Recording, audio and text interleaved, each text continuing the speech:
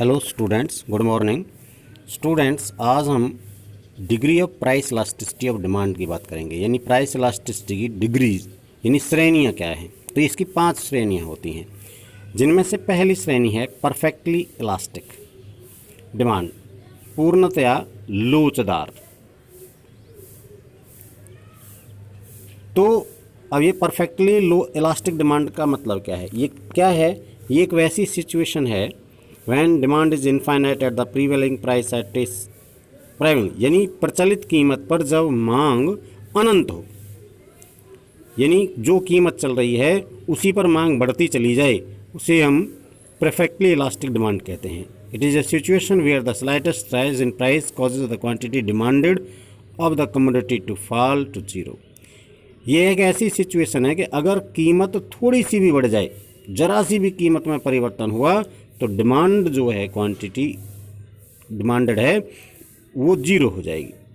जैसे अब यहाँ देखिए आप ज़रा, ये फिगर आपको दिखा रही है कि जो डी कर्व है वो एक्स एक्सिस के पैरेलल है।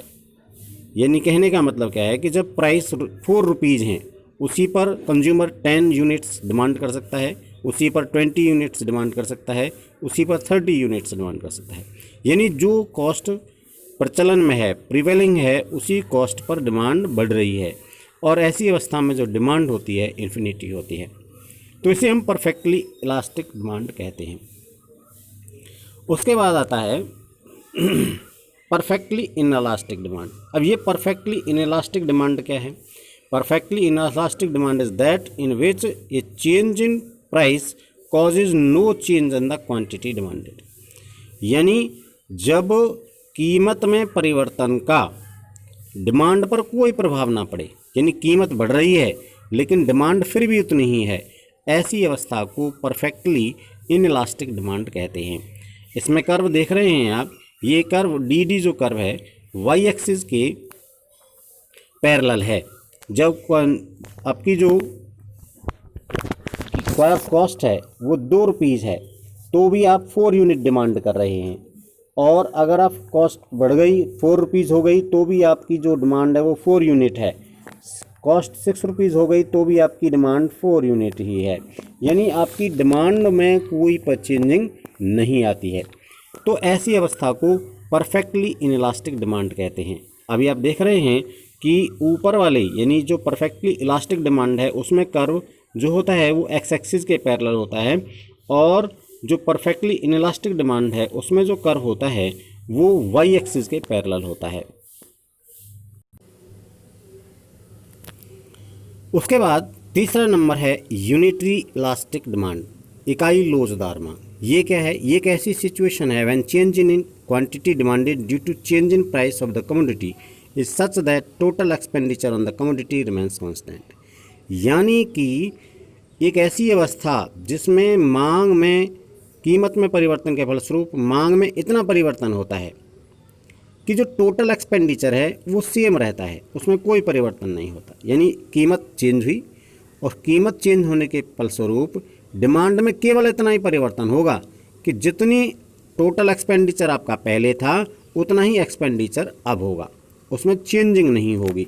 जैसे अब आप यहाँ देखेंगे कि पहली जो कॉस्ट है वो ओपी है, ओपी कॉस्ट आपकी ओपी है, तो आपकी जो डिमांड है भी है। अब इसमें जो इसकी टोटल कॉस्ट होगी वो O B into P T होगी। टोटल कॉस्ट होगी जो ओ बी इंटू में पी टी पी ओ, ये होगी। कॉस्ट ओ पी हो गई और क्वांटिटी ओ बी हो गई। क्वांटिटी को जब कॉस्ट से मल्टीप्लाई करें तो टोटल आ गया। अब इसमें आप दोबारा में जब आपकी कॉस्ट कम होकर लेस हो गई तो ओ पी वन हो गई, तो आपकी डिमांड बढ़कर ओ सी हो गई, और अब आपका जो टोटल वैल्यू होगी वो ओ पी वन इंटू में ओ सी हो जाएगी। आप इस डायग्राम से देख रहे हैं कि जो टोटल कॉस्ट है वो एक एरिया है ओ बी टी पी, और दूसरा एरिया है ओ सी आर पी वन। एक एरिया है ओ बी टी पी और दूसरा एरिया है ओ सी आर पी वन। और ये दोनों एरिया आपको डायग्राम से दिख रहे हैं कि ये दोनों एरिया बराबर हैं। दोनों एरिया बराबर का मतलब है दोनों की कॉस्ट बराबर है। तो ऐसी सिचुएशन जब प्राइस के चेंज होने पर क्वांटिटी में इतना चेंज होता है कि दोनों की टोटल एक्सपेंडिचर सेम रहता है, उसे हम क्या कहते हैं?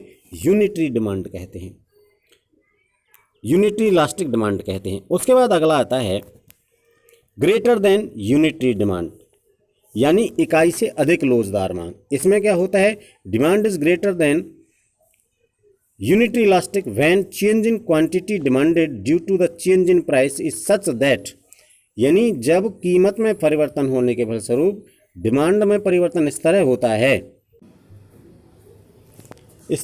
है कि on the commodity increases the price decreases the total expenditure, यानी जब कीमत बढ़ती है तो टोटल एक्सपेंडिचर डिक्रीज हो जाता है। व्हेन द प्राइस इंक्रीजेज, और एक्सपेंडिचर प्राइस इंक्रीज हुए तो एक्सपेंडिचर डिक्रीज हो गया, और अगर प्राइस डिक्रीज हुए तो एक्सपेंडिचर इंक्रीज हो गया। अपोजिट दिशा में काम करते हैं एक्सपेंडिचर और प्राइस। अब आप ज़रा गौर से देखिए इसको।